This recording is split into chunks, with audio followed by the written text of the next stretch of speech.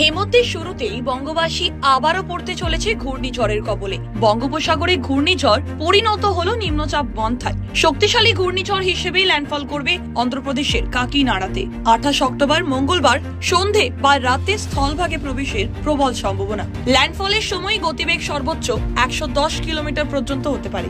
দক্ষিণ বা মধ্য বঙ্গোপসাগরে মৎস্যজীবীদের ইতিমধ্যেই আগামী 28 অক্টোবর অর্থাৎ মঙ্গলবার থেকে সমুদ্রে যেতে নিষেধাজ্ঞা জারি করা হয়েছে। 27 তারিখের মধ্যে গভীর সমুদ্র থেকে উপকূল ফিরে আসতে পরামর্শ দেওয়া হয়েছে মৎস্যজীবীদের। ফসলের ক্ষতি হতে পারে, কৃষকদের পরামর্শ দেওয়া হয়েছে মাঠে পাকা ফসল থাকলে তা কেটে তুলে নেওয়ার জন্য। দক্ষিণবঙ্গে সোমবার থেকে হালকা বৃষ্টির সম্ভাবনা। উপকূলের ঝড়ো হাওয়া। মঙ্গলবার থেকে শুক্রবার পর্যন্ত অতি ভারী বৃষ্টির সম্ভাবনা। 24 পরগনা, পূর্ব পশ্চিম মেদিনীপুর, ঝাড়গ্রাম, হাওড়া, পুরুলিয়া, পূর্ব পশ্চিম বর্ধমান, বীরভূম এবং মুর্শিদাবাদে ভারী বৃষ্টির সতর্কতা। পাহাড়েও ভারী বৃষ্টির সতর্কতা। সোমবার রাত্রে আবহাওয়ার পরিবর্তন, বজ্রবিদ্যুৎ সহ বৃষ্টির সম্ভাবনা। মঙ্গলবার থেকে বৃহস্পতিবার বজ্রবিদ্যুৎ সহ হালকা থেকে মাঝারি বৃষ্টির পূর্বাভাস। বুধবার অথবা বৃহস্পতিবার বৃষ্টির পরিমাণ বাড়তে পারে। ব্যুরো রিপোর্ট, খবর বাংলা।